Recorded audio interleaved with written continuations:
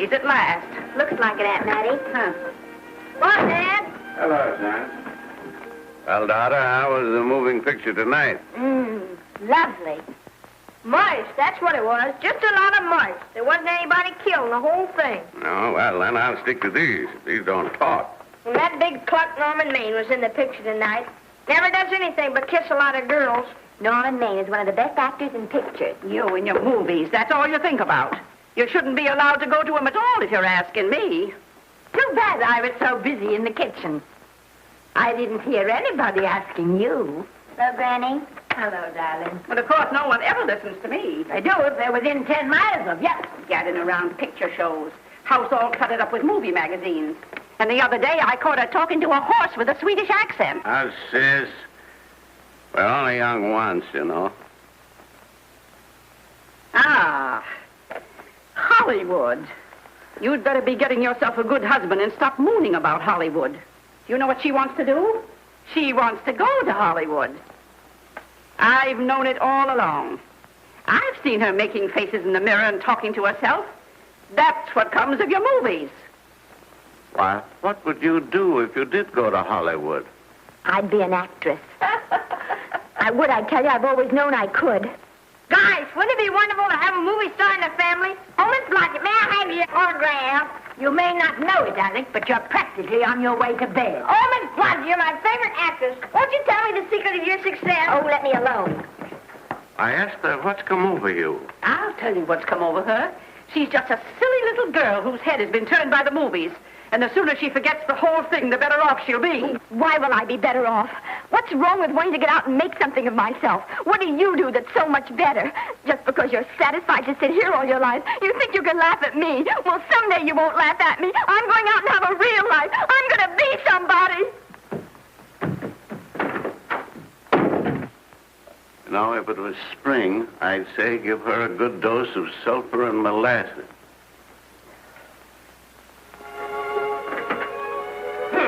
I thought I'd find you. Oh, stop that. Now, stop crying. That isn't going to do you a bit of good. Oh, I'm crying because Aunt Mattie and Alec make me so mad.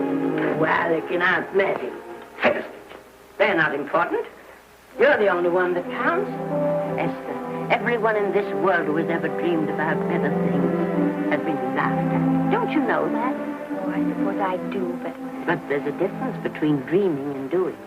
The dreamers just sit around and moon about how wonderful it would be if only things were different. And the years roll on and they grow old. And by they forget everything, even about their dreams. Oh, I don't want to be like that. I want to be somebody. Oh, yes. You want to be somebody. But you want it to be easy. Oh, you modern girls give me a pain. When I wanted something better, I came across those plains in a prairie schooner with your grandfather. Oh, everyone laughed at us. They did at all the other pioneers. They said this country would never be anything but a wilderness. We didn't believe that. We were going to make a new country. Besides, we wanted to see our dreams come true. Oh, Granny, it must have been wonderful. It was wonderful. But don't you think for one single minute that it was easy, Esther Blodgett. We burned in summer and we froze in winter. But we kept right on going and we didn't complain because we were doing what we wanted to do. Can you understand that? Yes, I can. Could you do it? Could you do it even if it broke your heart? Because remember, Esther, for every dream of yours you make come true, you'll pay the price in heartbreak. Oh, I know what I'm talking about. You may not believe it, but I was a young girl once. And a very pretty young girl. A lot prettier than you are. And I was in love with your grandfather. And when some Indian devil put a bullet through him, that is if it had gone right straight through my heart, too. But I remembered all he taught me. And I went right on. I buried him out there in that wilderness with my own hands. And I went right on that same day. And I kept right on going. Even when your mother was born. Oh, Granny, I want to make it worthwhile.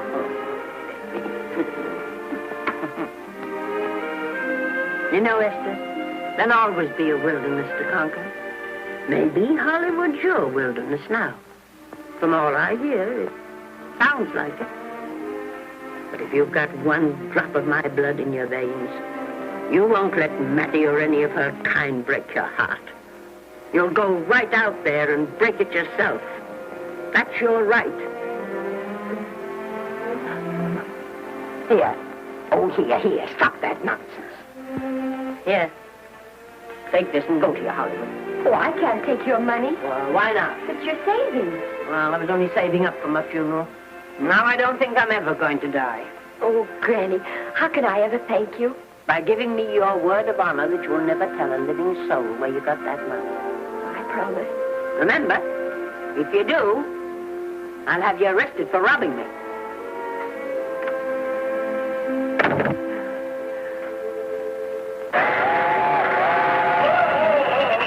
Here we are.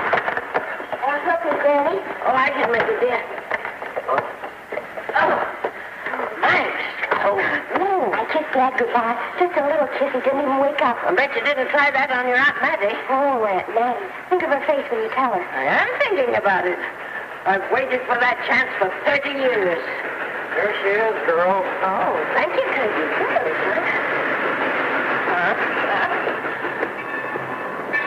Well, come on. Here's your prairie schooner.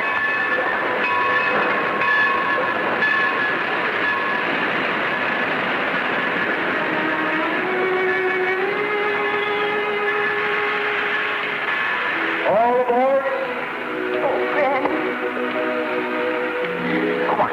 Go on. Goodbye, Granny. Goodbye. I'll be waiting for you in those movie pictures. Don't tell Mattie. You know, my eyes are not as good as they used to be, but my ears are all right. So you remember, talk up good and loud. All aboard. Bye. Bye. Bye, Granny. Bye.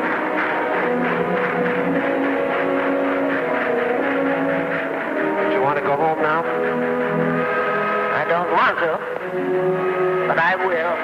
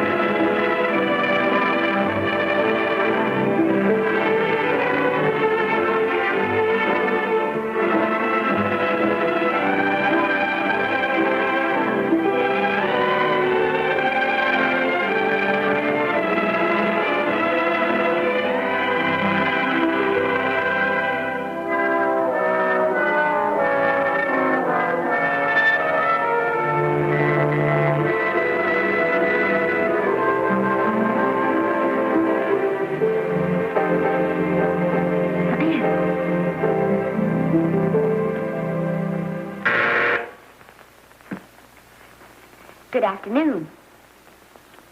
Day, week, or month? Well, it's a little hard to say. You see, I'm going into the movies. Well, you better take it for a week. It'll break your jump to Beverly Hills. Are all the studios really near here? All except Gaumont British. I suppose the best way to get a job is to go straight to the studios, isn't it? Mm-hmm. I haven't any illusions, you know. I'm perfectly willing to begin with a little bit of a part, or even as an extra. $6, please, in advance. Oh.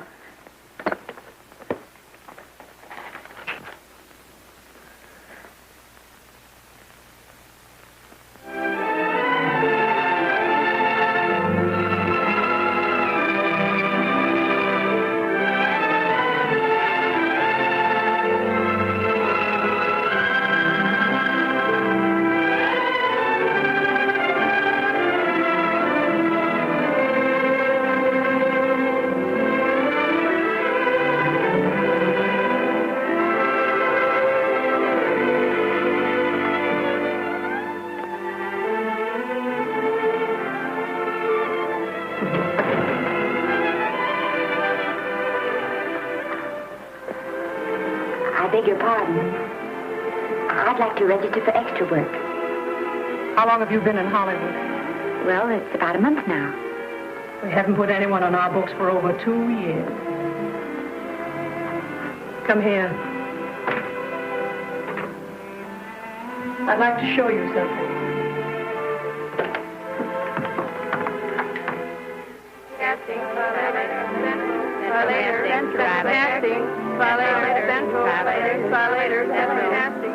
Every time you see one of those little lights flash, it's somebody asking for a job. Every time you hear them say, try later, it means there isn't any job. You can't keep the girls at the switchboard long. They go crazy. Every one of those little lights thought it was going to be a star. Still want to go in the movies?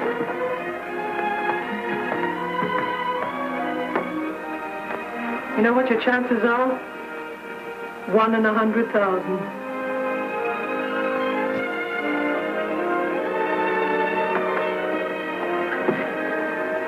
But maybe I'm that one.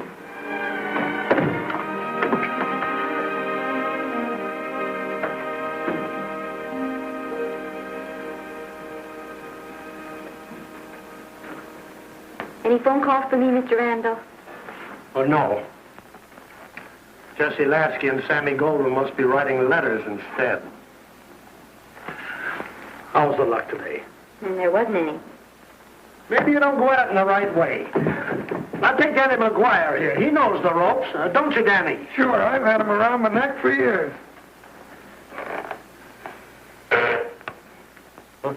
What? Oh, Miss Blodgett. Danny McGuire, our new tenant. How do you do? Mr. McGuire is a big director. Oh, are you really? Oh, could you possibly use me in a picture, Mr. McGuire? Of course, I haven't had much experience, but I don't think that really matters if you're willing. And I Now really listen, feel that... lady. In the first place, I'm not a director. I'm an assistant director. In the second place, if I had any jobs to give away, I'd confer one on myself. And in the third place, you should have stayed back home in the first place.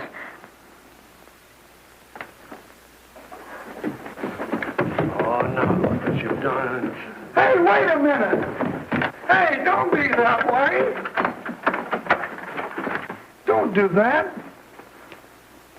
Gosh, I didn't mean to get tough, but a guy thinks he's being kidded when somebody asks him for a job and he hasn't got one for himself. After all, I'm not a big enough shot to hurt your feelings. I'm sorry. It wasn't just that. It was a lot of things. Looking for a job every day and never getting any nearer to it. I guess I was beginning to get a little scared. I know. Lady, do I know. Well, there's only one thing to do for that feeling when you're tired and sunk and down to your last nickel. Come on and I'll buy you a drink. Well, it's not as bad as down to the last nickel. I've still got $11 left. $11? You're going to buy me a drink. Come on.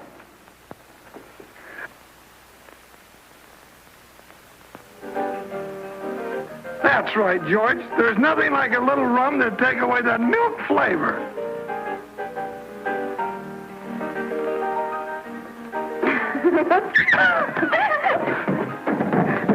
I beg your pardon. Certainly.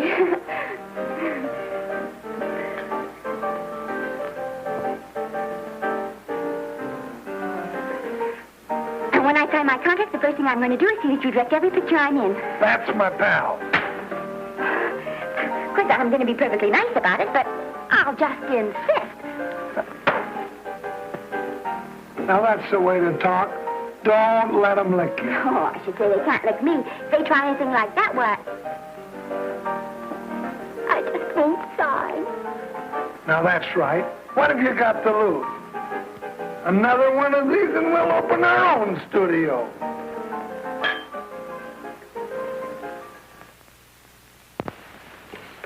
Bill rendered $24. Past due. Remit without further delay. Me.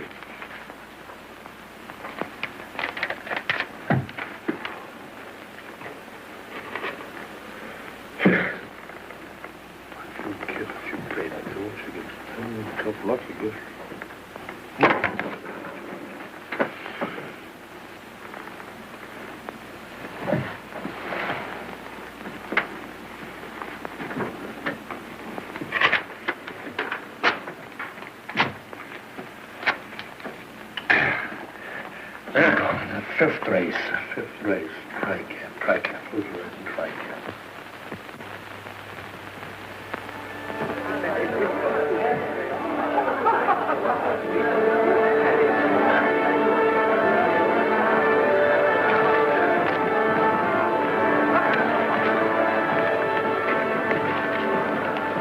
Hey, the program's going to be swell tonight.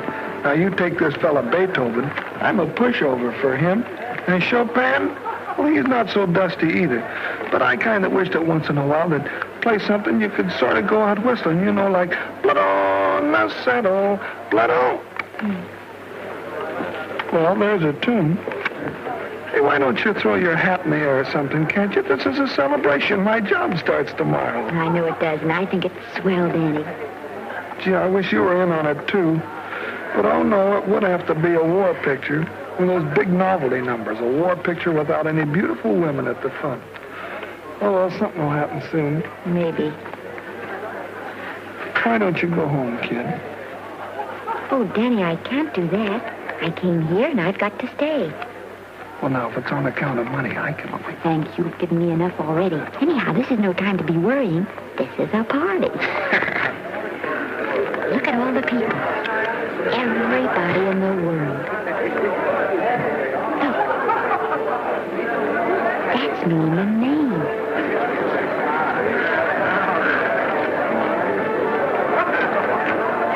And he seems to have had that one extra cocktail.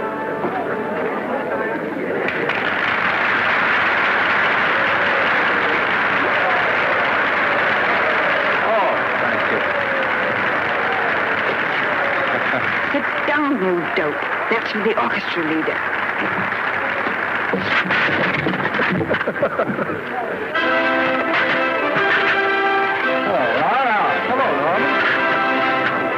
Oh, Mr. Maine, put your arm around Miss Regis. Arnold, this is the Hollywood Bowl. Oh, afraid of crowds. Go on, get out of here. What's the matter? You getting too big to bother with photographers? Don't want any pictures taken now. Oh, is that so? Well, supposing I take it anyway. Well, shove that brownie number 2 of yours down your throat. Thank you, Mr. Maine.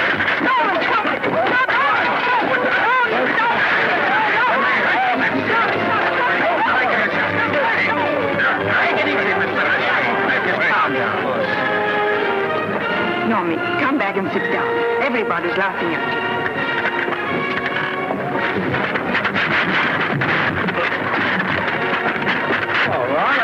Hi, Norman.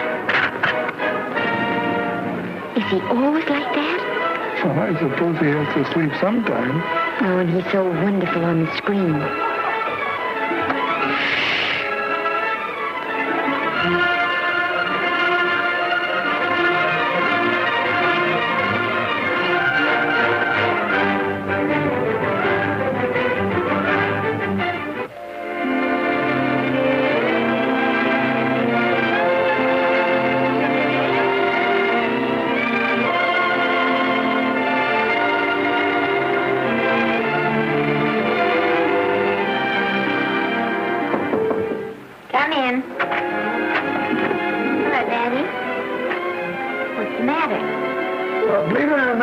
got a job for you.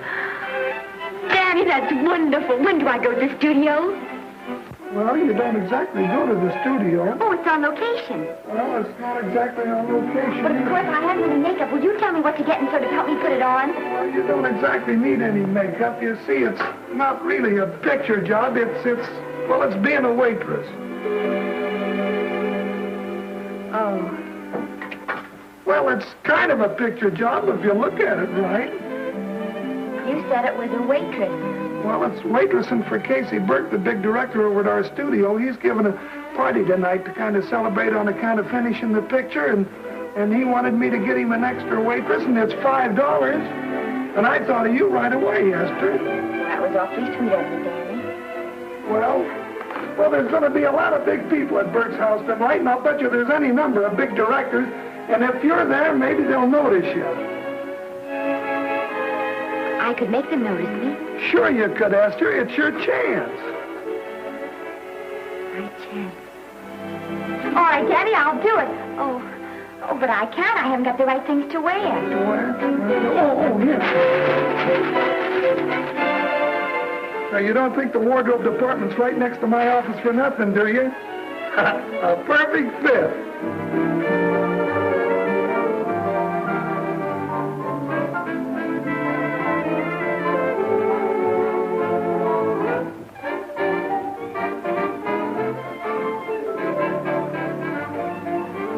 Did you get to the preview last night? I did.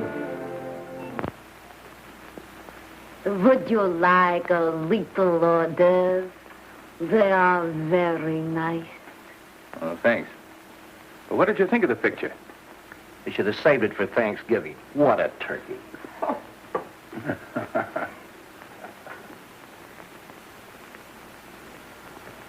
Will you have some hors d'oeuvre? You do like hors d'oeuvre, don't you? I don't think there's anything so enjoyable as hors d'oeuvre before supper, and these are rarely delightful.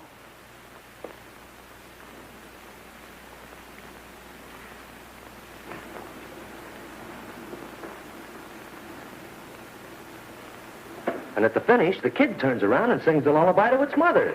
Pardon the big boys, but would you like a little hors d'oeuvre? They say they're the best in town. Don't tell me. I know. Mae West. That's a great twist. But where are you going to find a 2-month-old baby that can sing? Hello, Oliver. Oh, hello, Casey. You want to fire me now? Wait till you see the picture. I'm not a director anymore. I'm a male nurse. What's the matter with the picture? Guy by the name of Norman Maine. His work is beginning to interfere with his drinking. Oliver, don't tell me I'm to direct his next picture, too. Mm-hmm. You were my favorite producer. Now, wait a minute. You just go right on with your directing. I'll take care of these stars. I know how to handle them. I had a serious talk with Norman after that Hollywood Bowl occurrence, and you don't have to worry any more about his behavior. Excuse me, Mr. Niles. Mr. Libby of your publicity department is on the telephone. He says it's most important, sir. It's about Mr. Maine. Thank you. Oh, it's probably just some little thing. Of course, Oliver. I'll turn on the radio and see if they've called out the National Guard yet. Hello, Libby. What's the good word? Mr. Norman Maine, America's Prince Charming, was apprehended driving an ambulance down Wilshire Boulevard with a siren going full blast.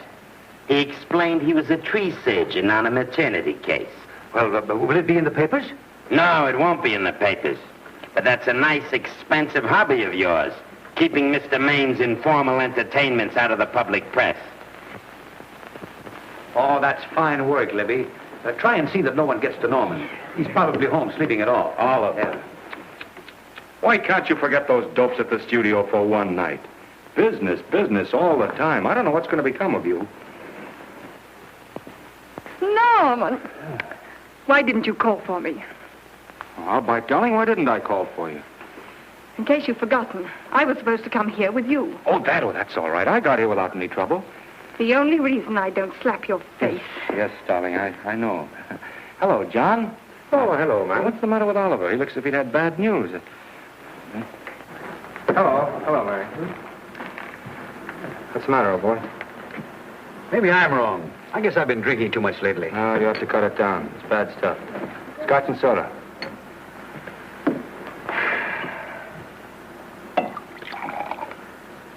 Come on. The word, you know, is pronounced when. Bad dialogue, Oliver. I'd rather not watch this. You know best. Soda.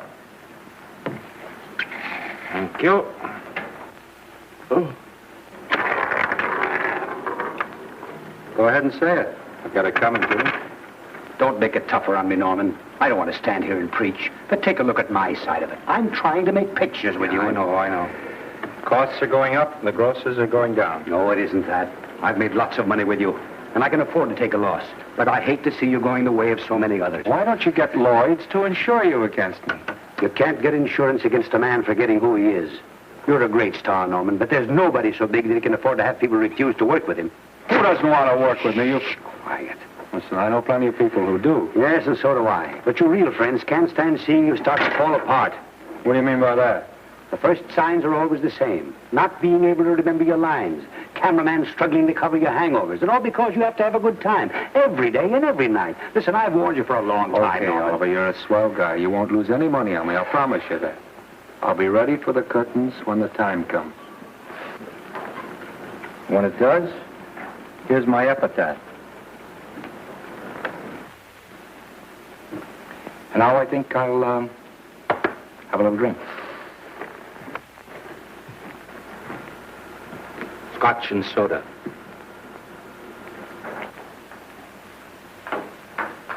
Scotch and soda. Ooh.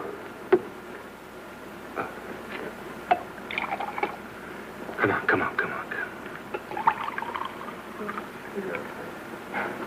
A little soda? Caviar? No, thank you. Yes, pardon me. Ah, lovely. No, I mean the caviar. Mm-hmm. No, don't go away. I'm starving. Really. Which would you take? Well, I don't know. You know? I don't know either. It's hard to choose. I think I'll take caviar. Mr. Maine doesn't care for any more. Do you know me? No. No, Normie doesn't care for any more. I think I shall get very drunk indeed.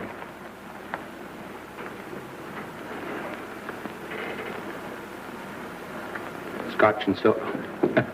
Sorry, I have something.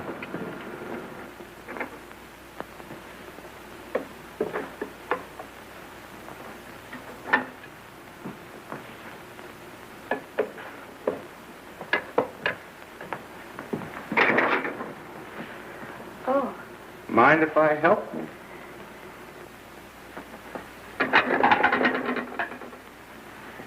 Won't they miss you?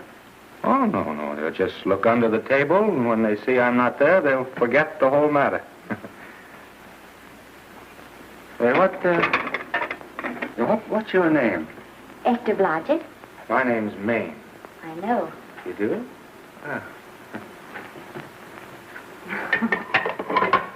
What's so funny? I was just thinking about all your fans and how surprised they'd be to see you here helping me put plates away. Oh, they don't know my finer side.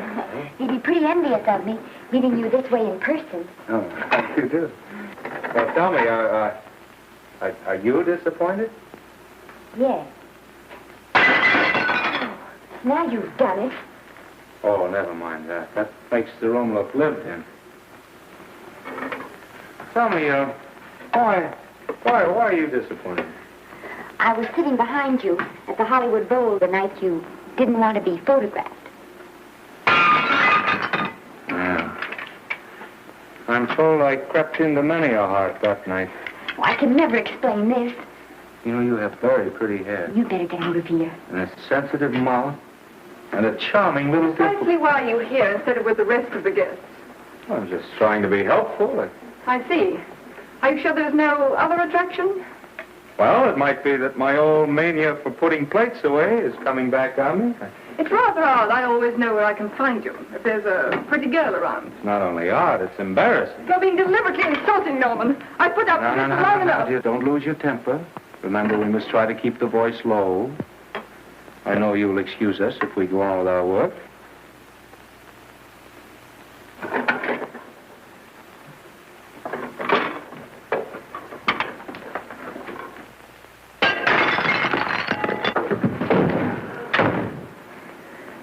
Now see what you've done.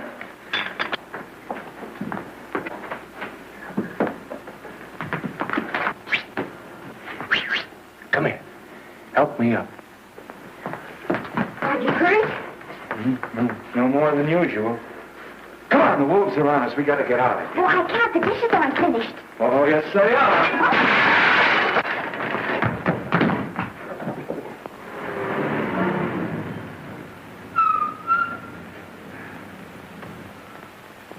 Well, I bet I know what you're going to say now. What? Good night. Good night, and thanks. Hey, wait a minute. Hey, you realize that all I found out about you is that you're foolish enough to want to go into pictures? But why is it foolish? Look at you. Yeah, that's what I mean. No, I'd rather like to go into this matter a little more thoroughly. Oh, that's awfully nice of you. Why don't we go on up to my place and talk it over? Oh, no. Thank you very much, but I really must say good night. Good night. But you're not angry. No. I'm hungry. Well, why don't you go and get something to eat? Good night, Miss Blodgett. Good night, Mr. Maine. Wait a minute. Peter, the least I can do is to see you to your door. Will I see you again? I hope so. Has anyone ever told you that you're lovely? Well, now you know. Thank you.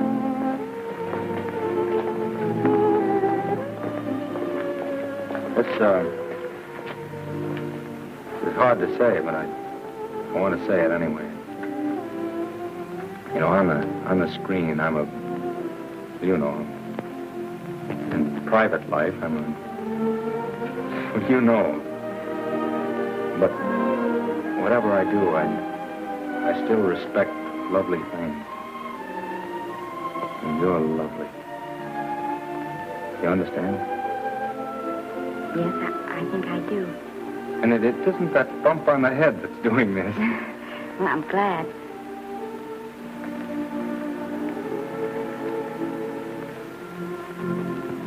Good night.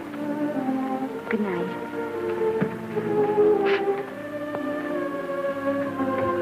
Hey! You mind if I take just one more look?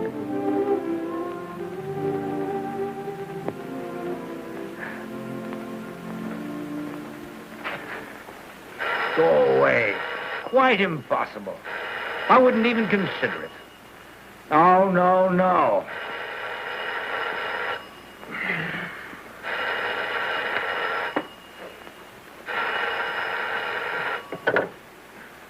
Hello? Who is it? Who? Norman?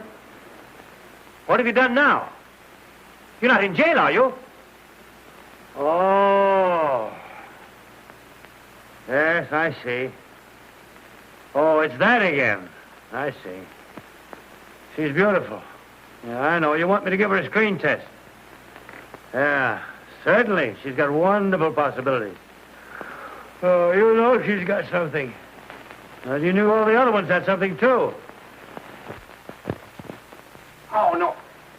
I tell you, Oliver, she's got that sincerity and honestness and sincerity and honestness that makes great actresses. Oliver, I am so sure of this girl that I want to take the test with her myself. Listen, Oliver, you've worked hard. You're entitled to a break. You get...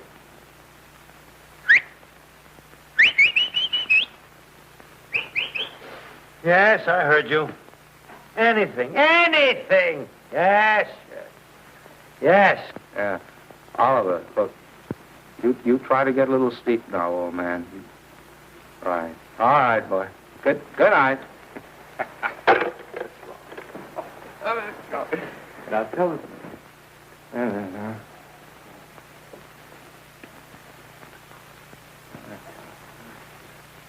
Telephone book. Telephone book. What is it? Telephone. Hey, Olive, telephone book.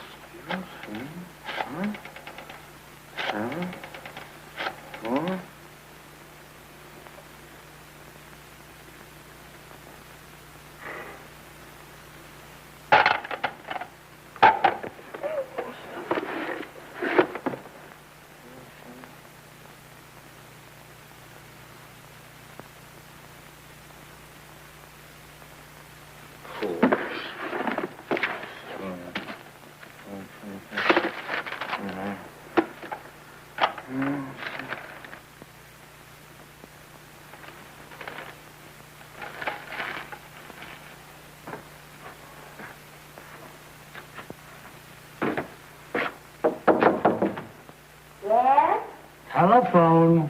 For me? Some drunk trying to be funny says he's Norman Maine. Oh, thanks. I'll be right down. And Miss Blodgett, would you give him a message for me? Tell him it's 3 o'clock in the morning!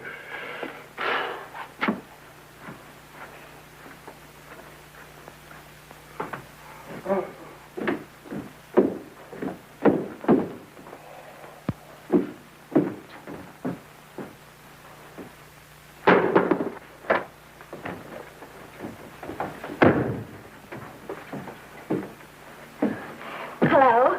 What? Oh. Oh. Oh. Oh, yes. I'll be there. Oh, thank you.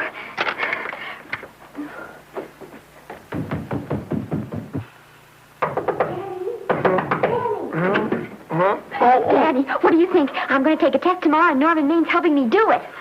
I'm taking one, too. Garble's assisting me.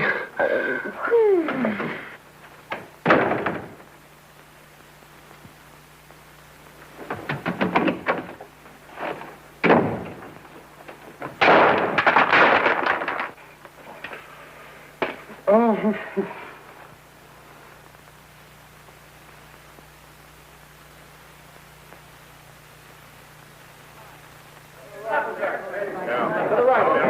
Move that Golo in. We're still coming at Broad. No, the Yankee. Is this right? Too hot for you, Hanley? Okay, but cut down on your back leg. Put a double on that 90. Bring it down a little. That's it. Now pull down on that 150. We're ready to take him. Get pulled down on that 150. That's right. Okay.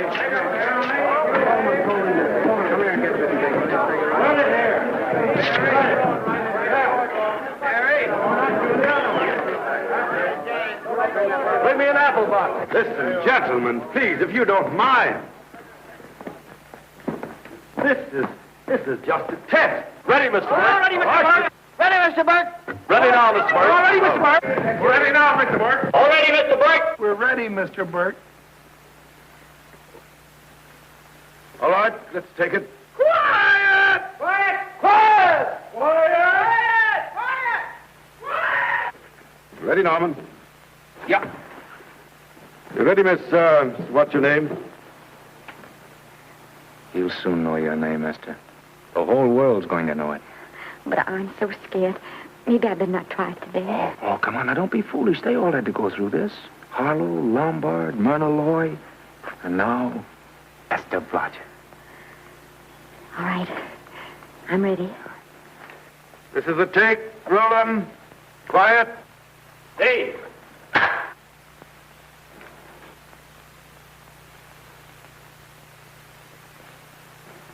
I may as well tell you that my whole organization thinks I've gone a little nuts to sign you. Well, maybe they're right. I've been nuts before. You see, all the experts seem to think that your type is a little mild for present-day taste. But I rather believe that tastes change, like eyebrows. And I think that also, like eyebrows, tastes are going back to the natural. You look like a nice girl. I think I'm going to like you. That's not important. I think the public will like you. That is important. Oh, yes. I see what you mean. I mean, I know it is. Only don't think it's going to be easy.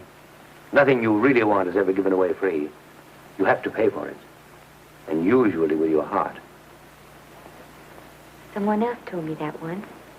But you still have to work it out for yourself.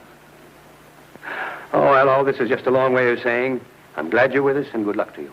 And now I'm going to turn you over to our demon press agent, Libby. Don't let him frighten you. He has a heart of gold, only harder. And for the love of Pete, learn to close your mouth and keep it closed, even in your love scenes.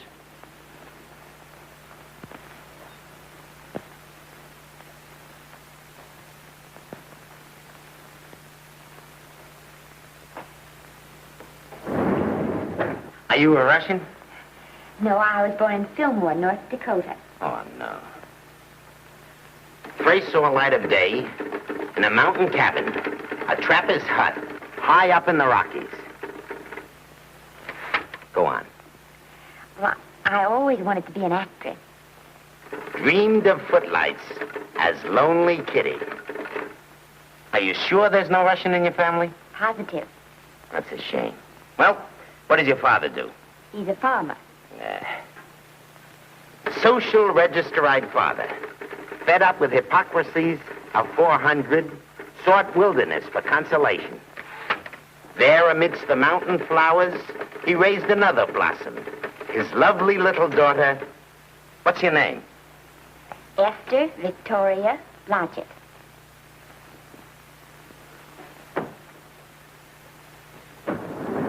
Greatly appreciating your attention in this matter, very truly. Do you know what her name is? Esther Victoria Blodgett. Hey, we'll have to do something about that right away. Esther Victoria Blodgett. Well, that Blodgett's definitely out. Let's see, Esther Victoria, Vicky. How about Vicky? Oh, I think that's terribly cute. Let's see, Vicky. Vicky what? Vicky, pronounced Vicky. See, Esther, Besta, Sesta, Desta, Festa. Oh, that's very pretty. Jester, Hester, Desta, Lester. Vicky Lester. Oh, I like that. Say it. Vicky Lester. Say it again. Vicky Lester. Say it again. Vicky Lester. Say it. Vicky Lester. Say Vicky Lester. Vicky Lester. Vicky Lester. Vicky Lester. Vicky Lester. Flash. Oliver Nile Studio discovers new starlet, a Cinderella of the Rockies. Her name is Vicky Lester. Those who have peeked tell me she couldn't be more divoon. The face of an angel and such natural talents. Her voice is a symphony. Her very walk, they tell me, is enough to drive men mad. Not that way. Get the lead out of your feet. Lift them up.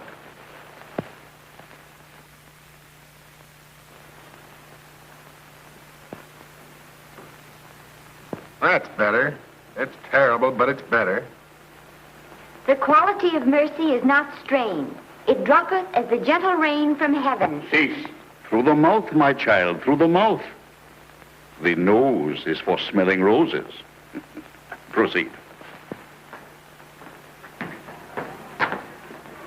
Does she have to look surprised all the time?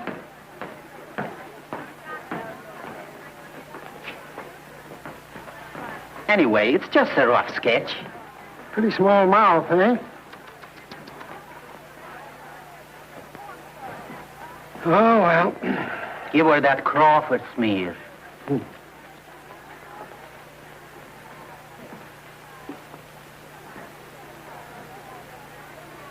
This'll give her that deeply... Yeah.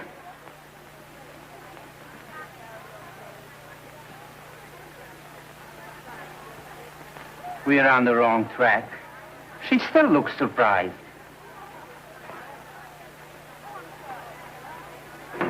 Listen, drunk people. We're shooting on the set this morning, not in the commissary. Now, come on, snap into it. Acme Trucking Company? No. Mr. Smith is not in.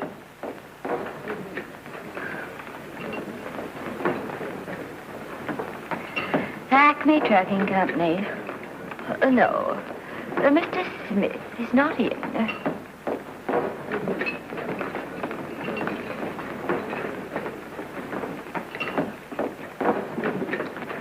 Good morning. What can I bring you, Mr. Maine? That just shows how long you've been here. Naval, bless you. How soon are you and I going to be married, huh?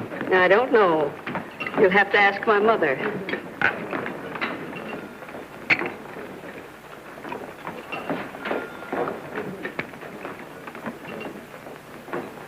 Acme Trucking Company? No, Mr. Smythe is not in. Acme Trucking Company? No, Mr. Smith is not in. Acme? No, Smith ain't in.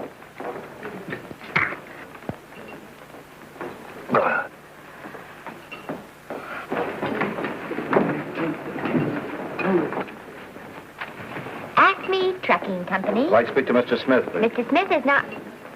Oh, Norman. What's all this between you and Smith? I've got a part. It's only one line, but it's in the picture. It's ambition that made you break that date with me last night. Well, I had to be here so early this morning, and So did I.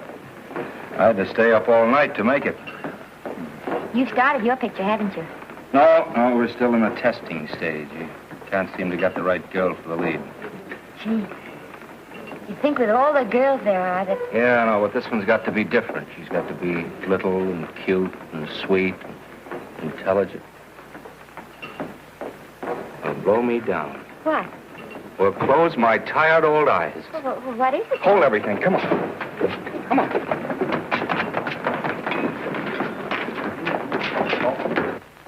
Well, you've been through the whole casting directory. I work day and night, Mr. Niles. And I'll work with her, Oliver. And I can be mean or nasty or anything you want, Mr. Niles. If she clicks, Oliver, you've got a star overnight. Okay.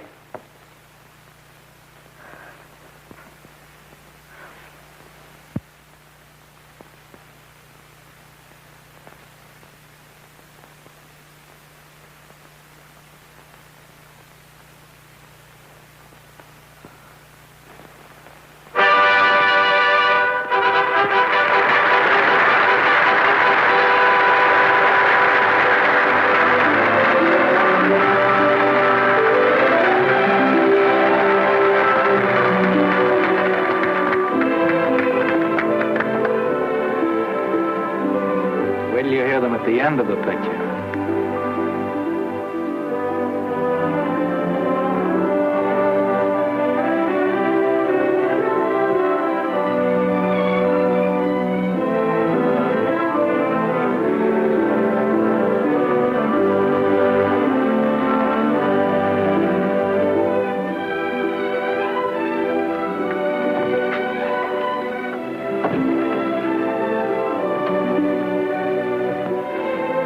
Do you think we were noticed? By no one. They're much too busy playing at croquet. I've loved you all my life. But we only met 2 days ago. That's when my life began.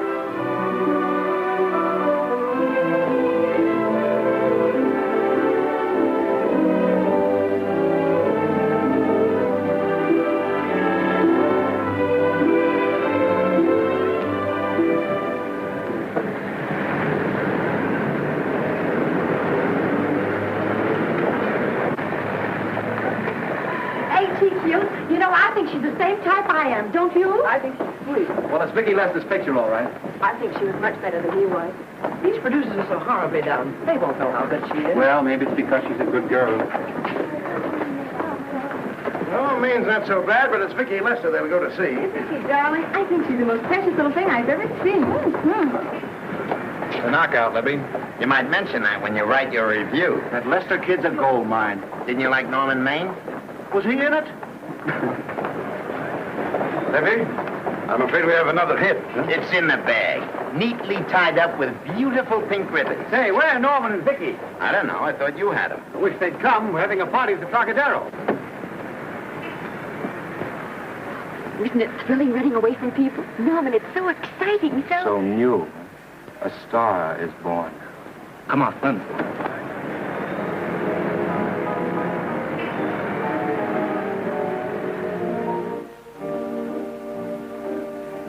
It's wonderful, isn't it? Crazy quilt. Oh. It's a carpet that's spread for you. It's all yours from now on, you know. Come, Esther. You're a success. You'll have everything in the world you want. I hope it'll make you happy. Hasn't it you? But then there was one thing I never had. Lots of times I told myself I'd found it, but I always knew I was lying. Still, I never stopped looking for it. Maybe it'll come. Well, I think it has come, Esther. I only wish it went too late.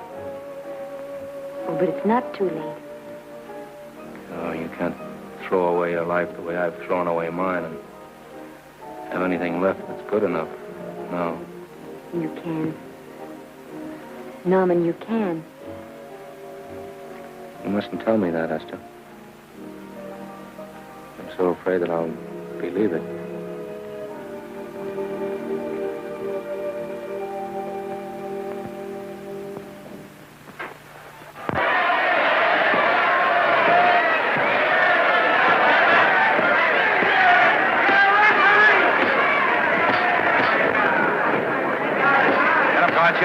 Shoot your right. Swell, isn't it? Lovely. What spots you get? Can't you hear me, Gotcha? Shoot your right.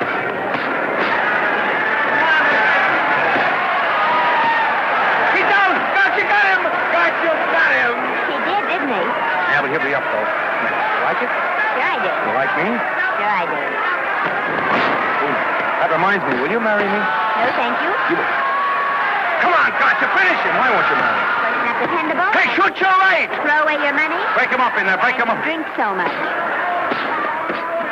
Well, suppose I quit drinking. Yes? Come on, Gotcha, shoot the right in there, the right. Suppose I save my money. Yes? There he goes. Let him have it. Suppose I became absolutely dependable on all occasions. Yes?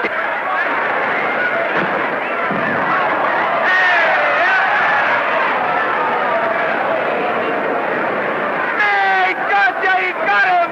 He got him. He certainly did.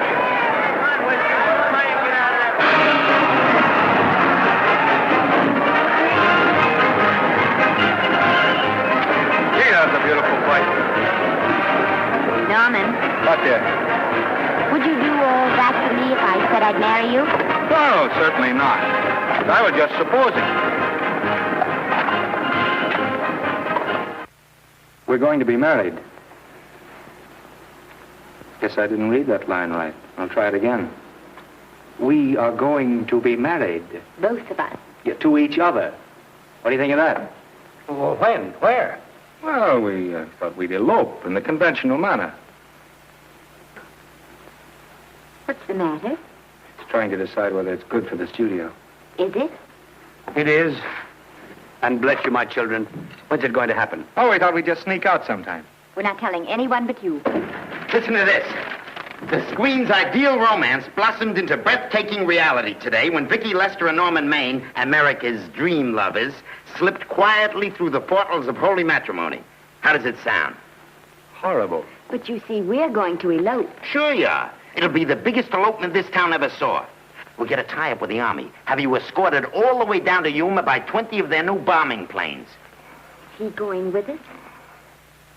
Don't you think we can work this thing out better alone? No sense in bothering the happy couple with all the details.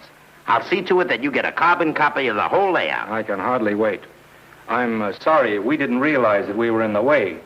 While you're settling the details, you don't mind if I take this woman out and buy her a ring, do you? Sure, go ahead. We want everything legal. That's a charming match. A nice girl like Vicky. And public nuisance #1. Now, wait a minute, Libby. Norman's all right. And if you'll pardon my pointing, Vicky's business is her own. It doesn't require any comments. I wasn't making any comments. I just said it was a rotten shame. So go ahead and plan the elopement. Oh, that elopement stuff is out. You can't get any scope in that. We're going to have a wedding. Where'll we have it? Customary place, I believe, is a church. Nah, it's been done. This has got to be something big. The beach. I can visualize it. The bridesmaids in bathing suits. 20,000 Santa Monica school children spelling out the word love. It's a novelty, but is it big enough? Why not the city hall? A police escort of every motorcycle cop in town. Sirens screaming, confetti pouring out of buildings like the Lindbergh reception in New York, only on a big scale. What's the matter? Isn't it big enough? And now if any man can show just cause why these two may not be lawfully joined together, let him now speak or else hereafter forever hold his peace. Do you, Alfred Henkel, take this woman as your lawful wedded wife? Will you love, comfort, honor, and keep her in sickness and health as long as you both shall live? I will. Do you, I beg your pardon. Do you, Esther Blodgett, take this man as your lawful wedded husband? Will you obey, serve, love, honor, and keep him in sickness and health as long as you both shall live? I will. Place the ring on her finger. Hurry, please. Now, by virtues of the power invested in me as Justice of the Peace of San Bardo Township, County of Los Angeles, I pronounce you man and wife.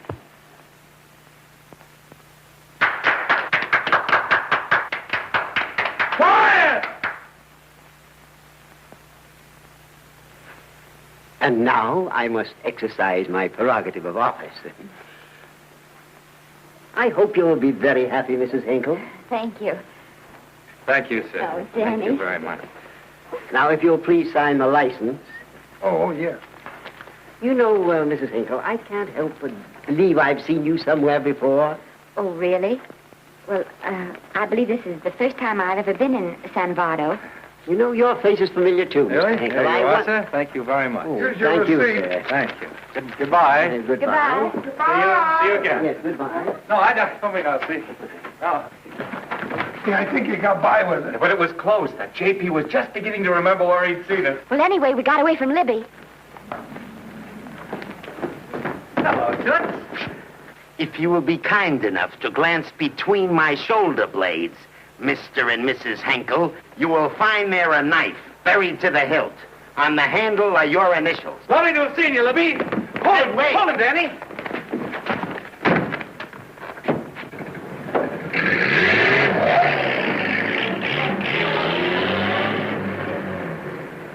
There go a couple of rats I raised from mice.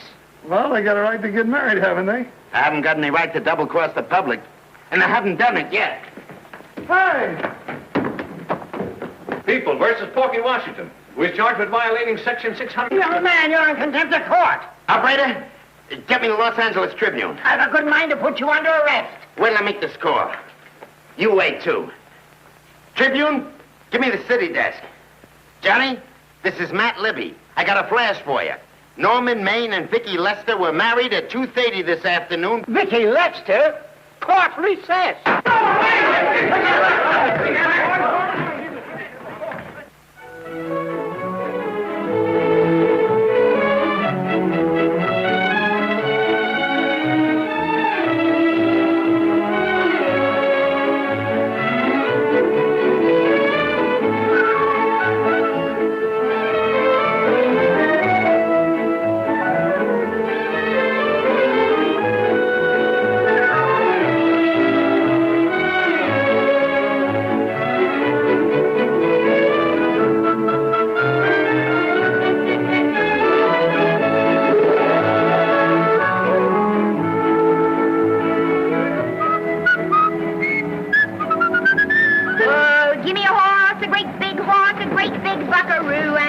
Wahoo! Wahoo! Wahoo!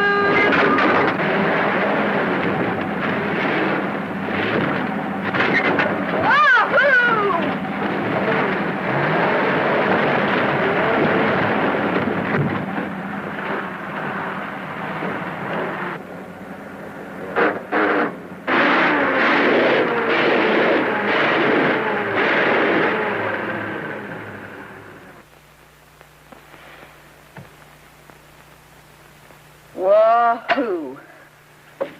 Hey, Wahoo. I don't want to sound immodest, but I think I've stripped a gear. Well, sit down, won't you, and let's get acquainted. We'll probably be seeing quite a bit of each other from now on. No. Might just as well break the ice now as later.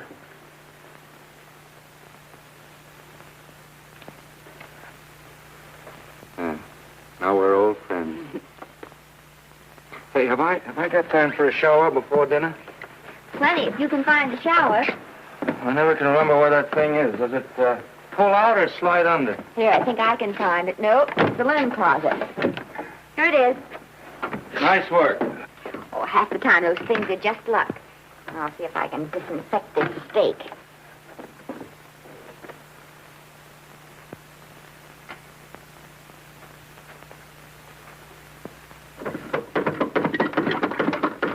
Hey, Esther, there's no soap. Here. Thank you. Oh, and Esther. Yes, dear? I'll need a washcloth, please. Oh. How you fix the cigarette? You know I never smoke underwater. Well, what do I do to make this thing work? Pull that gadget at the top and pray for rain. Well, I can't reach it. I can't get my hands up. If you've gone in there with your arms down, you'll never get your bath. Unless you're a contortionist. Yeah, well, I'm not a contortionist, and don't throw that up to me now. You knew it when you married me. Will you close this door, please?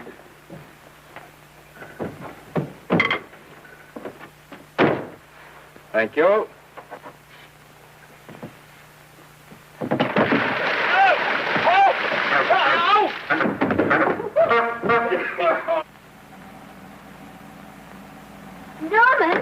Norman, here comes the car. You got it? Huh? Here, quick. Quick what? Quick, go out and stop them and ask for help. Oh, I'll catch cold. Oh, you'll get warm again. Yeah, don't, dear. They'll recognize me. Now, just keep your face down. Go on. There may not be another car for a week. Well, howdy, partner. Howdy. Stuck? Yeah, how'd you guess it? Can you get us some help? Well, I reckon not. You know, it's a long way to town. We're pretty busy down at the place. Well, I got to get out of here. I've got my wife with me. Does she like the country? No, and then we're short of food. There's a lot of game in them woods. You know, well, my wife can't shoot. Well, you're sure up against it. Sorry I can't do anything for you. Well, wait, listen, I'll be frank with you. I'm Norman Maine. Who? Norman Maine. Well, my name's Judd Baker. Glad to have met you. Well, so long. Hey, wait a minute. Listen, you don't... So you're Norman Maine.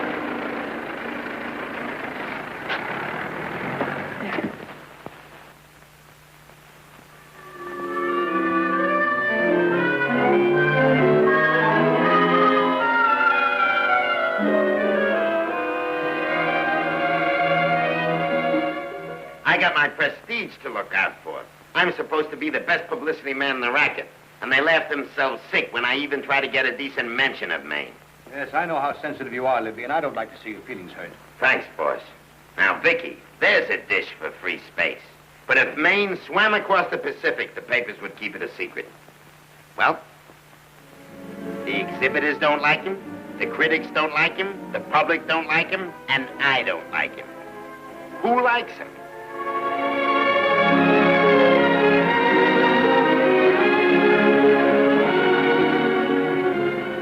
Oh, but, darling, this is almost too much of a surprise.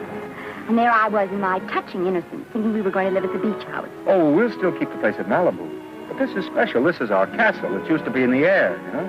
Well, we'll never use any ugly words like contracts and pictures and careers. When we come in those gates, we'll check the studio outside.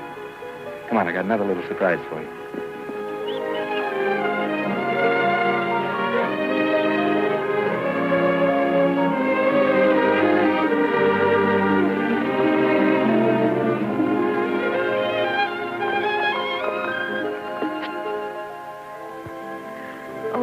It's lovely. So are you lovely. The whole world's lovely. Hey, hold it!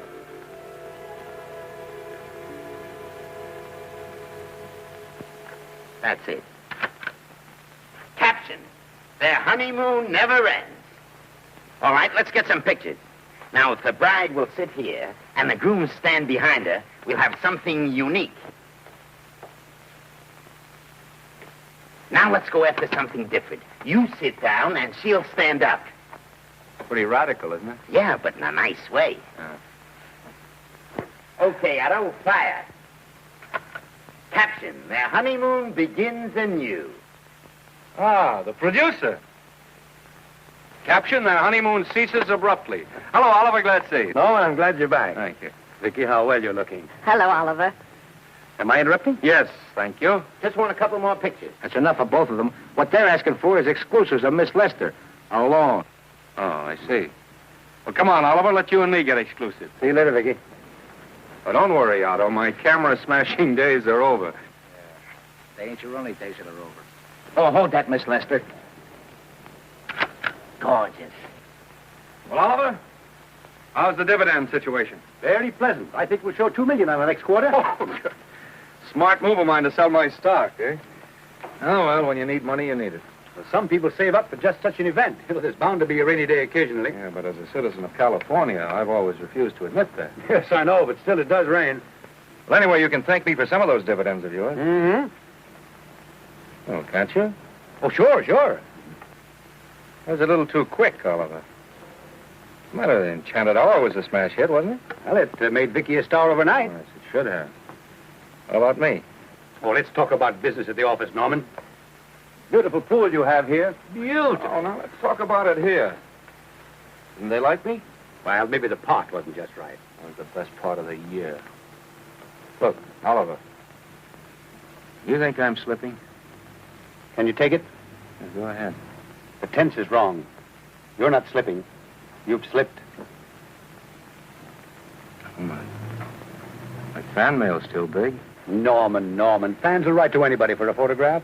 It only costs 3 cents for a stamp, and that makes photographs cheaper than wallpaper. But every 25 cents they pay for a theater ticket buys them the right to be a critic. And your last few performances, Norman, have not pleased your critics.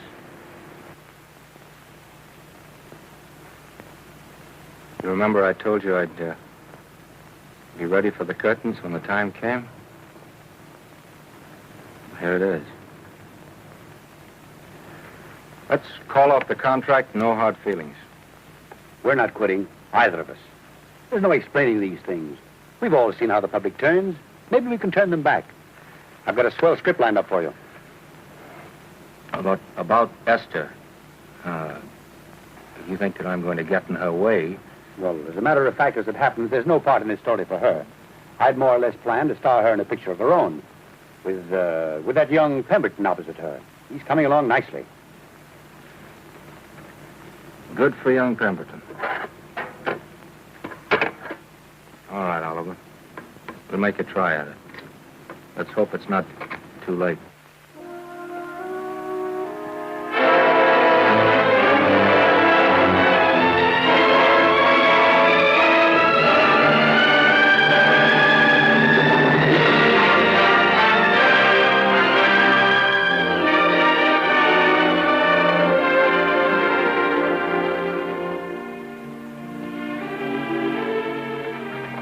No argument. I'll buy those. Huh. The screen's most finished actor. I'll say he's finished. He keeps them away in droves.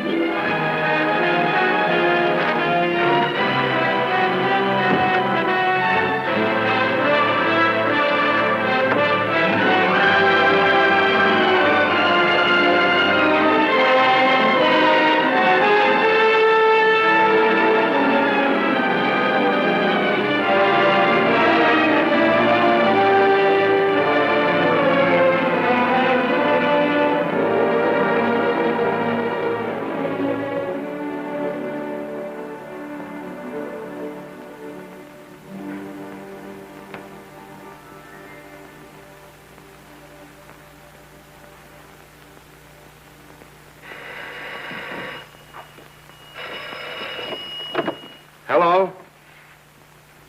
No, Miss Lester isn't home as yet. No, I'm not the butler. But I can take a message just as well as he can, honest. Oh, is that you, Norman? Swell. Listen, Norman, this is Artie Carver. Hiya, kid. Swell. Say, I hear you're through with Oliver Niles. Is that on the level? Oh, please, Artie. I'm not news anymore. Forget it. Say, what kind of a settlement did you make on your contract? Give me a figure so I can do a story on it. There was no money involved. We just called it quits. Okay, I'll fill in my own figure. Say, by the way, I've been trying to get an interview with Vicky for 2 weeks, but she's always busy. How about you giving an old pal a break by speaking to her for me?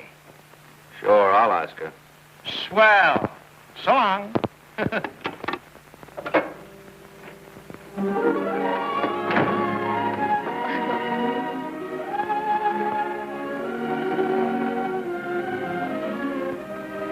I didn't mean to be late, darling, but Casey wanted... All right. You're here now. What's new today? Nothing. Haven't been out of the house. Let's go somewhere tonight. No, you're tired. We'll stay in. I'm not tired, really. Oh, yes, you are. You've got a hard day ahead of you. Anyway, I see so little of you, I'd like to have you to myself. Oh, but it's a servant's night out. We haven't any... Yes, we have. I fixed a little snack with my own lily white hands. I'm learning to cook in my spare time. Then I think I'll marry you. I get it. You want to make an honest cook of me. Comes in on wheels in this joint.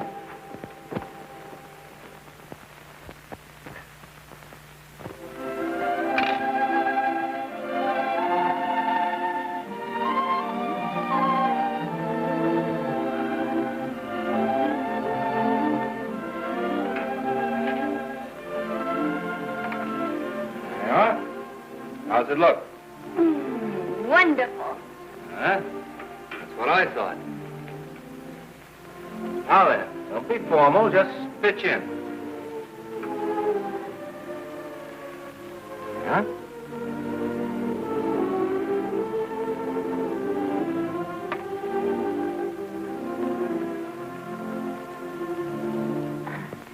I'm afraid my mouth's not quite big enough. I'll measure it next time and make them to size. A little hard to lift, too. In fact, I think I'll take those measurements right now.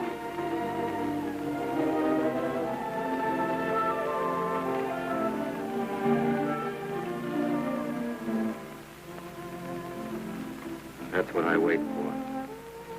All day. That's why I rush home without even changing my costume.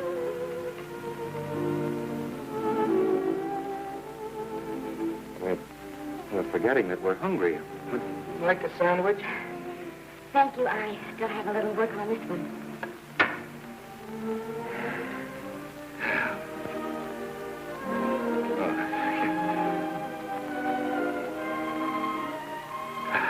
Norman, will you unhook my dress? I can't breathe. Mm-hmm. You know, all the time I thought it was the kiss that made you breathless. A lot of hooks. Uh-huh. Why don't you have a zipper? That's a good idea.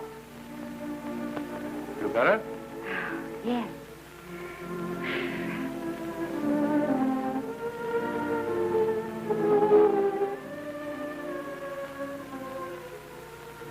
Don't look now, but I think that guy on your left is in love with you. I hope so.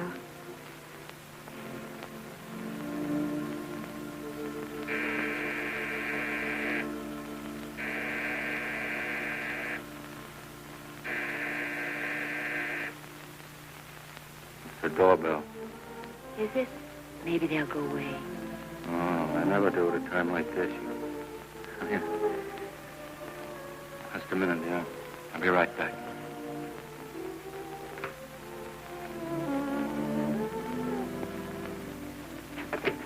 Does Vicky Lester live here? Yes. I got a package for her. I'll sign for it. Well, who are you? I'm her husband. Oh, sure. I'm right here, Mr. Lester.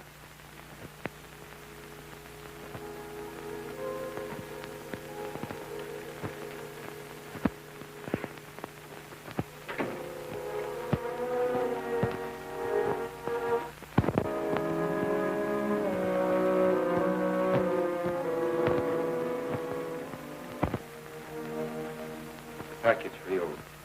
Oh, by the way, I forgot to tell you, they want you for a benefit to Shrine Auditorium next Wednesday night. I told them I'd ask you. And, Oh, darling, I don't want to hear about that now. Well, you better wait till I finish before I forget them all. The Academy dinner secretary phoned. She wants to know if you want a table reserved for you.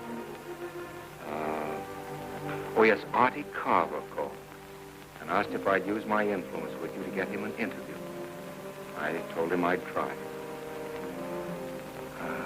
That was all, I think. Oh, Norman, let's don't talk about those things now. We're forgetting the wonderful food you prepared. Well, I'm not very hungry now. I think I'll fix me a little drink. No.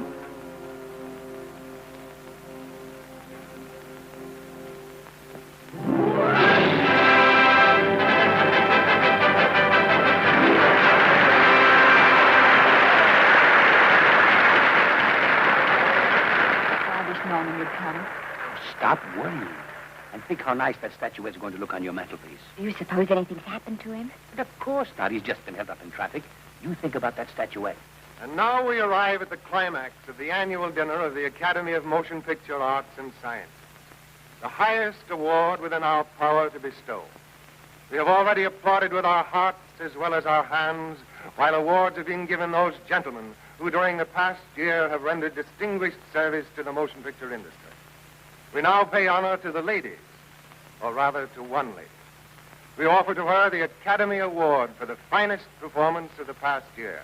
She has already had the world's acclaim, but this is the tribute of her fellow workers, the men and women of this industry. It is not only my pleasure, but my privilege to present this award to the actress who created the unforgettable Anna in Dream Without End, Miss Vicki Lester.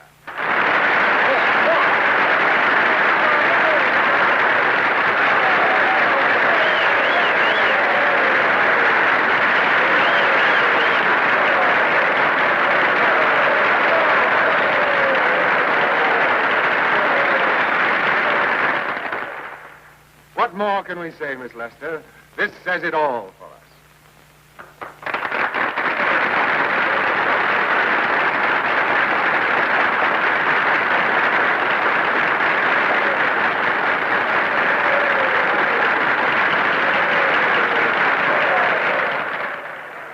Ladies and gentlemen, when something like this happens to you and you try to tell how you feel about it, you find that out of all the words in the world, there are only two that really mean anything. Thank you. All I can do is to say them to you from my heart. All I can do is to keep on saying them. Hey, that's fine. All this thing. That's a very pretty speech, my dear. Very pretty. You said the right thing. I want to be the very first one to congratulate you on that valuable little piece of bric-a-brac. Now I want to make a speech. Gentlemen of the Academy and fellow suckers, I got one of those once for a best performance. They don't mean a thing. People get them every year. What I want's a special award, something nobody else can get. I want a statue for the worst performance of the year. In fact, I want 3 statues for the 3 worst performances of the year, because I've earned them. And every single one of you that saw those last masterpieces of mine knows that I've earned them. Libby, start the music. What I'm here to find out is, do I get them or do I get them? Now answer yes or no.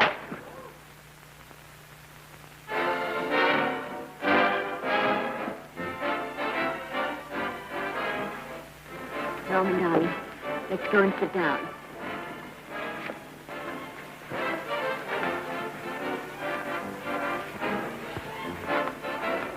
Come on, Norman, sit to that. That's for you, Norman. Hello, Norman.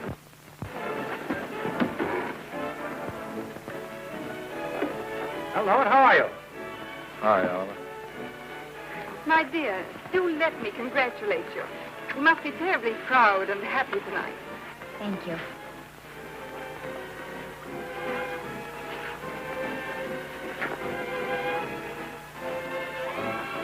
Somebody give me a drink.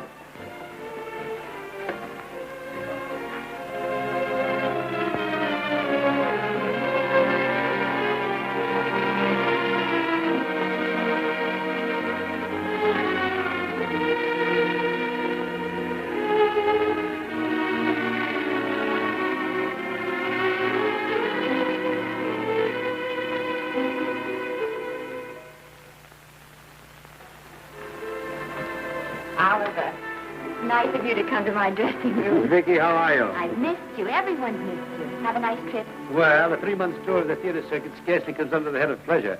But the way they're screaming for your pictures all over the country. Miss Lester, if I may talk shop, you are a knockout. Thank you. It's good to hear that. You've been crying. A little. How's Norman?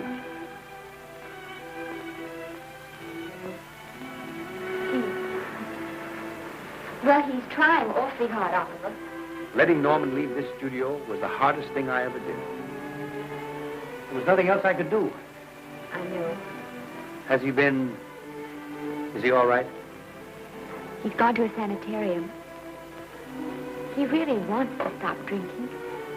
And I think he could only... Well, perhaps if he could start working again, there would be some encouragement. Oliver, could you do that? Oh, thank you. But he mustn't ever know I told you. He won't know, and you mustn't worry. I want you to keep up your good work in this picture. I'll try, Oliver. That's the one thing I can do for you.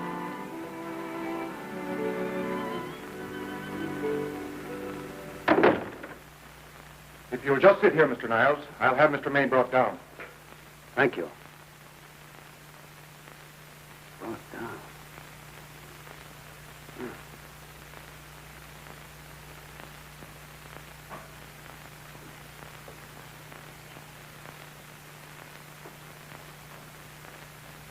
Hello, Oliver. Welcome to Liberty Hall. Hello, Norman.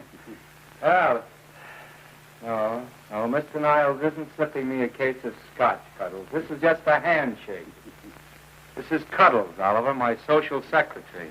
We go everywhere together. How are you feeling, Norman? Fine. Getting along remarkably well, Cuddles tells me. He says you ought to see some of the boys. Let's sit down. Yeah. Cuddles, we really don't need you. Touching, isn't it? Can't bear to have me out of his sight. Are you comfortable here, Norman? Comfortable. It's positively luxurious.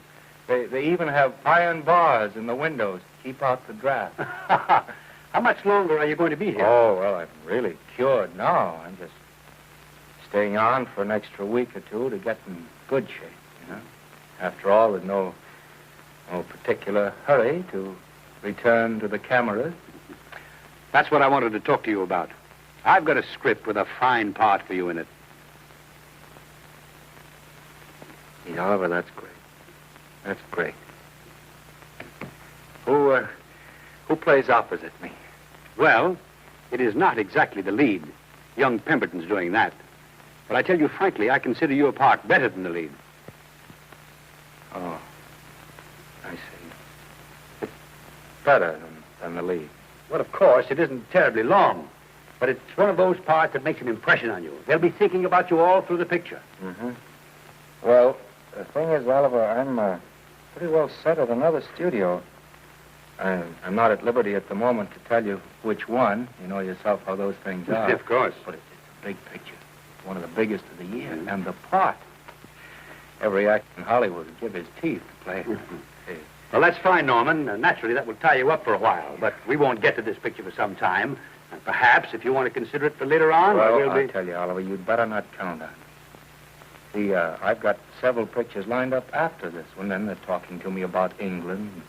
You know, they're doing some very interesting things over there, you know. Mm-hmm. Hey. What is it, Cuddles? Speak right out. We all love you. Your dinner. Oh, here we dine at 5:30 here. It makes the nights longer. Well, goodbye, Norman. I'm glad to see you getting along so well. Be out in no time. I'll have to introduce myself all over to a lot of people. They won't know me when I'm not drinking. Goodbye. Goodbye, Norman. Thanks for dropping in. Yeah. Well, Cuddles? Alone at last, eh?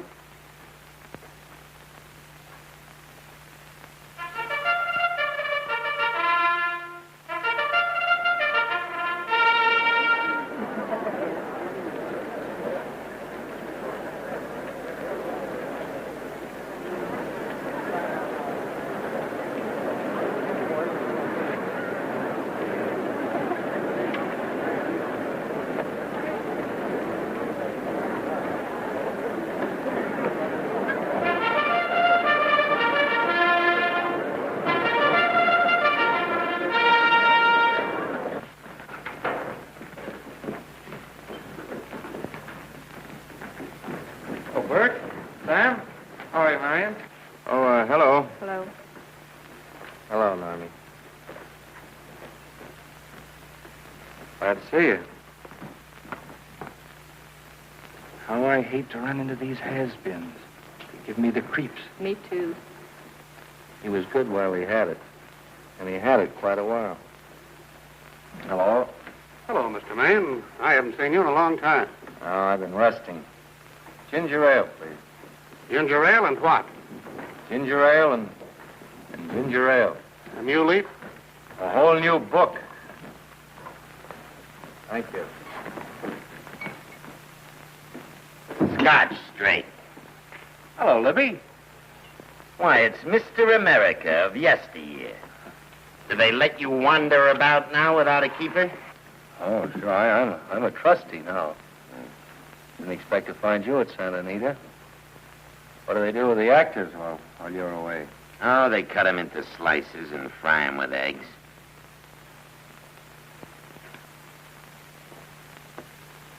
I suppose you'll be here all the time, now that you've retired from the hurly-burly of the silver screen.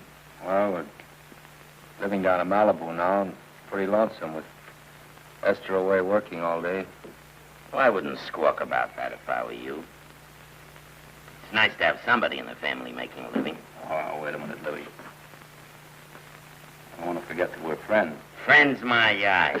Say, listen, I got you out of jams because I had to. It was my job, not because I was your friend. I don't like you, and I never have liked you. Nothing made me happier than to see all those cute little pranks of yours finally catch up with you and land you on your celebrated face. Pretty work, Libby. Always wait till they're down, then kick them. I don't feel sorry for you. You fixed yourself nice and comfortable. You can live off your wife now. She'll buy you drinks and put up with you even though nobody else will. Come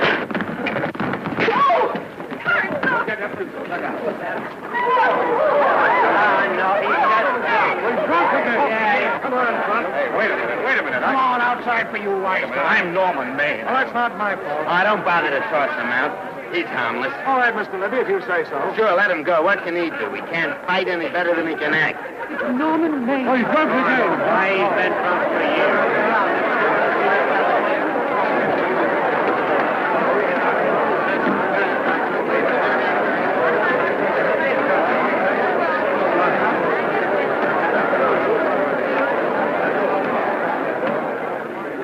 Give me a scotch. Double. Leave the bottle here.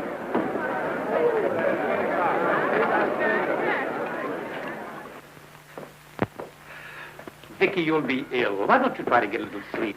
But he's been gone 4 days. 4 days and not a word.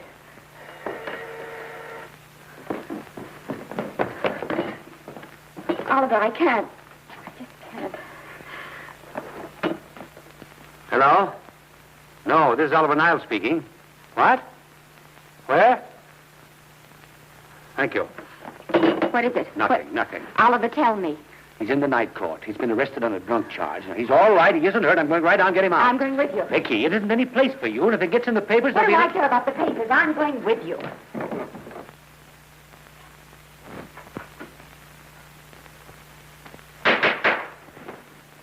Division 30, Municipal Court, County Los Angeles, now in session. The Honorable Judge J. Parrish presiding. Be seated, please. Was you able to do anything? Judge wouldn't even see me. Ready, Your Honor.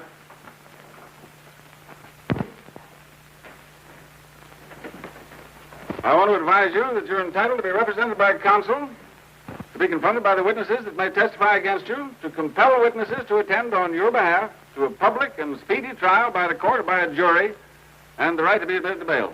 Call the first five. Gregory, Hale, Haynes, Rodriguez, Johnson. Come on, boys, get over here. Go ahead. Move along. William Gregory. Yes. Plain drunk, picked up at 5th in town. Asleep in the gutter. 14 similar offenses in the past 6 months. Still at it, Gregory. How do you plead? I don't feel so good. I didn't ask you how you feel. I asked you how you plead.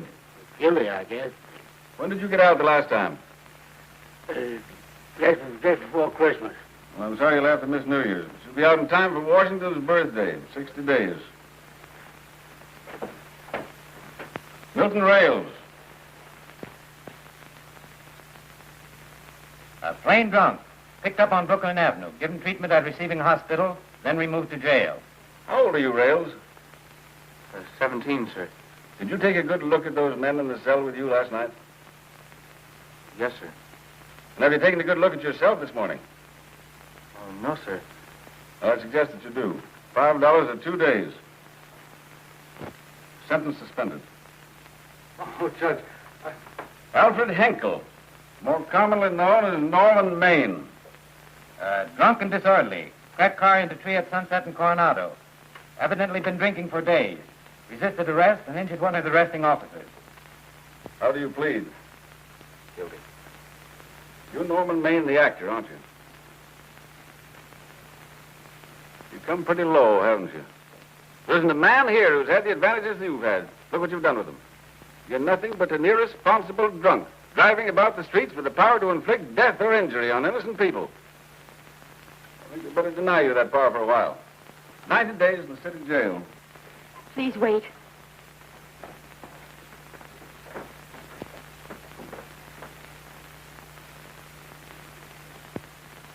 I'm his wife. Yes, I recognize you, Miss Lester. Please, Judge. I promise you this won't happen again. I'll be responsible for him. If you just won't send him there. You realize that this man, when drunk, is obviously a menace to public safety? And you realize, too, Miss Lester, the responsibility you'll be assuming to this court and to the Commonwealth. I do. Sentence suspended. Prisoner remanded to custody of wife. Thank you. You can get him at the jail entrance, madam. Jose Rodriguez. Plain drunk, picked up at 1st and Main. Second offense. How do you plead? I think I'm guilty, Your Honor. 60 days.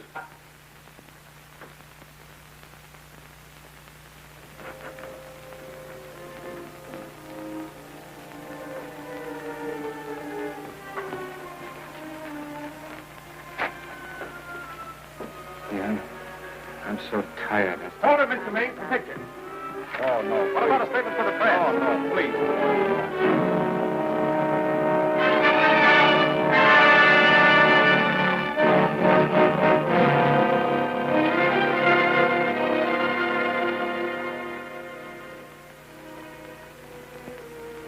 Instead of sleep, been asleep nearly all day. It's the best thing for him. Awful to see this happen to someone you love. And know in your heart that it can't get any better. I only know that all I can do now is to stay with him and try to help him. So will I. And between us, we take care of him. You're very fond of him, aren't you, Oliver? I'm very fond of both. Then I know you'll understand what I have to tell you. And after what happened last night, I think you already know what it is. I can't do any more pictures. I'm going away for good with Norman. You can't do that, Rick. You're at the very peak of your success.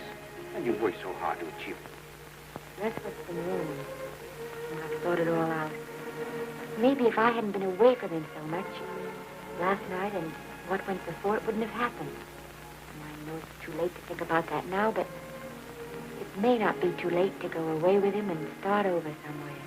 It's your life you're giving up, Vicky. so I can try to give Norman back his. Can you honestly tell me I'm wrong to do it? No, Vicky. I cannot honestly tell you that. Then there'll be no more Vicky Lester.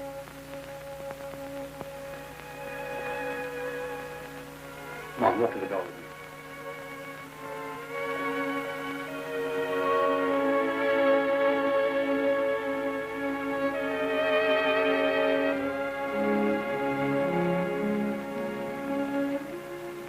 Goodbye, Vicky Lester. You were a grand girl. Good luck, Mrs. Norman Maine.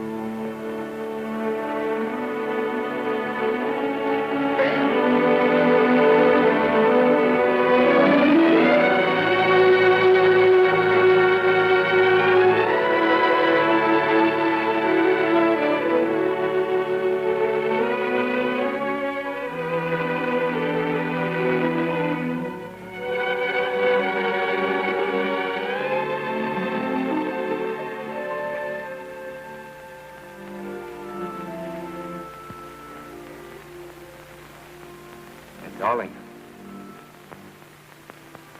this is Maine coming in to apologize again. Oh, I'm sorry, dear, but it isn't you.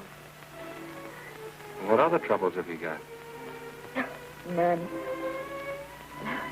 I was just playing a scene with myself. Now look, I'm just coming out of the jitters and you're just going into them. This is a swell household. Isn't it? I'll tell you what we'll do. I'll promise to brace up if you'll go on the wagon. I guess I have been drinking too much. You know what I'm going to do? I'm going to be an athlete. You mean with great big muscles and everything? Well, roughly speaking. Gonna join the YMCA? That costs too much. And I'm going wading out in our front yard. No. Sure. Would you like me to go with you? Sure, if you'd like to. No, Miss, I don't think I will. It might spoil this beautiful, natural wave. Yeah, I guess that's right. But, darling, look, could you have a hot toddy, some hot soup for me when I come back? Some hot soup? And I'll make some of those nice sandwiches. No, Miss, do you have to?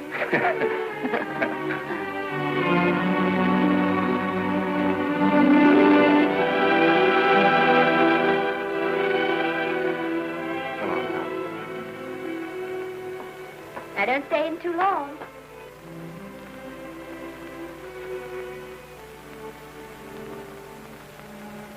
Hey! Mind if I take just one more look?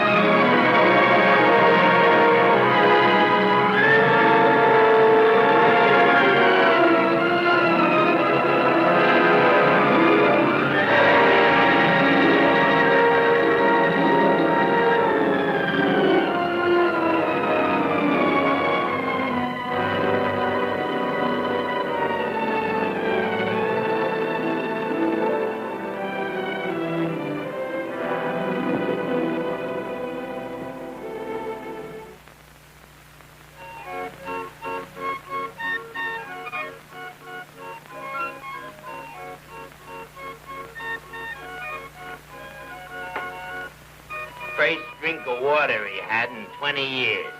And then he had to get it by accident.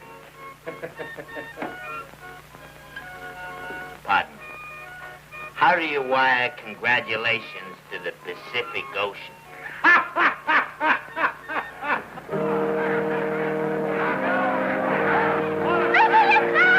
Oh, you can't see her face. Hello, Vicky.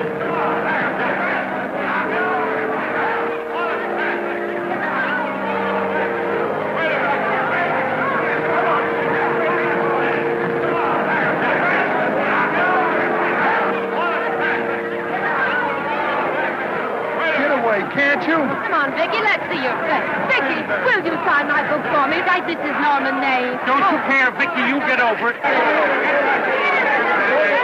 Stand back, can't you? Don't you cry, dearie. He wasn't so much.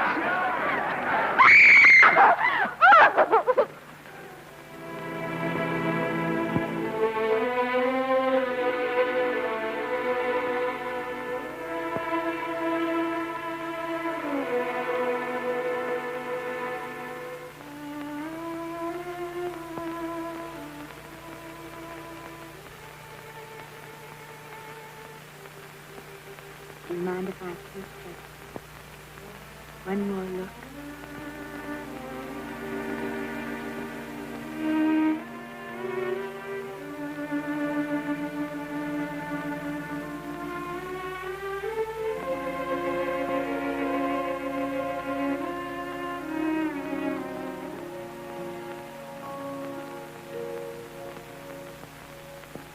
Here are the paychecks for the servants, Brave. You'll find a very nice bonus in each one. Miss Lester asked me to thank you for your kindness and service. If there's anything I can do for the little lady, I should be glad to do it. She would appreciate your attending to the closing of the Beverly Hills house. Put down those trunks. Put it down, I say. Well, where is she? In the bedroom. Who are you? I'm her grandmother. Get up.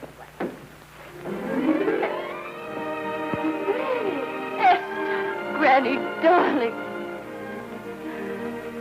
Oh, I'm so glad to see you. What made you come? Oh, I know when I'm needed.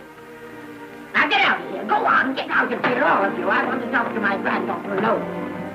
I came just as quickly as I could. But I'm going home. I sent you a wire yesterday.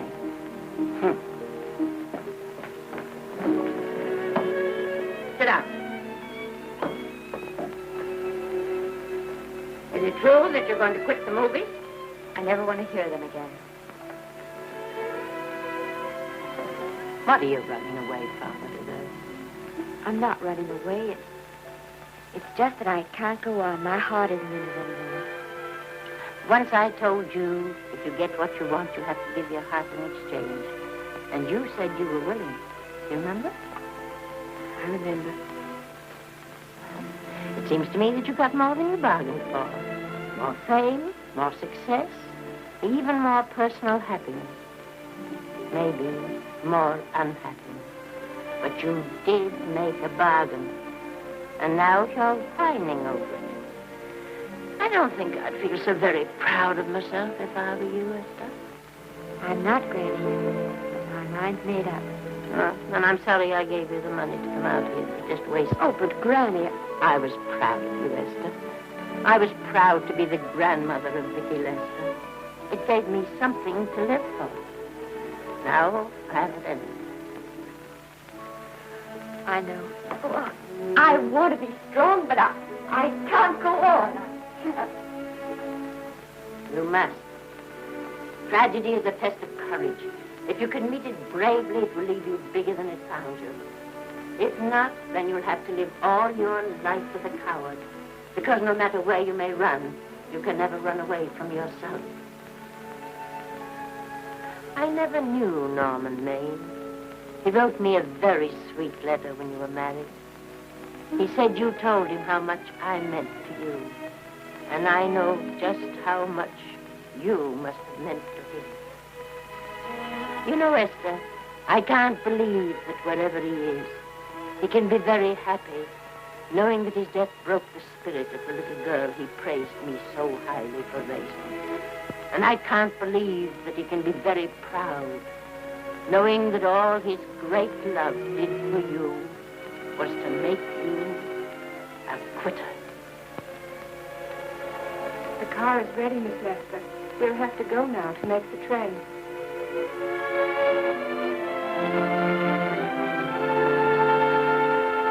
Put the car back in the garage.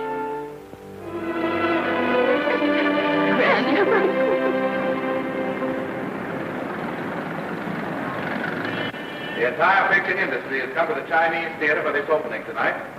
It has come to pay tribute to a great star on her long-awaited return to the screen in what has been called her greatest performance. It has come to pay tribute to the girl herself. The girl who has won the heart of Hollywood. The girl who has won the heart of the world. Miss Vicki Lester. And if I'm not mistaken, Miss Lester's car has just driven up. Yes, it is she.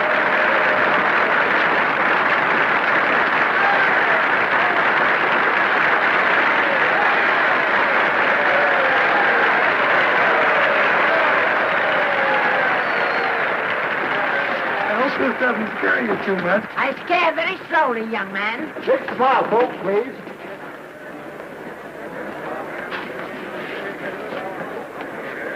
They'll have your mug, your face, plastered across half the papers in the country tomorrow. How do I look? Oh, you look swell.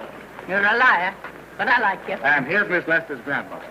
Won't you say a few words to the radio audience, please? Say something, Letty. You know, we've got a thing like that back home where they all listen in on, but we call it a party line. Won't you say something, please? They're listening. Maybe some of you people listening in dream about coming to Hollywood. Maybe some of you get pretty discouraged. Well, when you do, you just think about me. It took me over 60 years to get here, but here I am. And here I mean to stay. Thank you very much.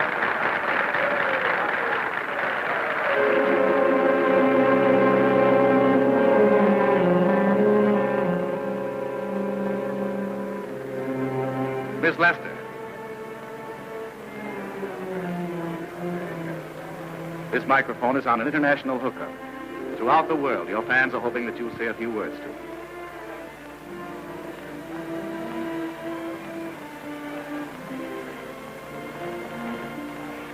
Hello, everybody. This is Mrs. Norman Maine.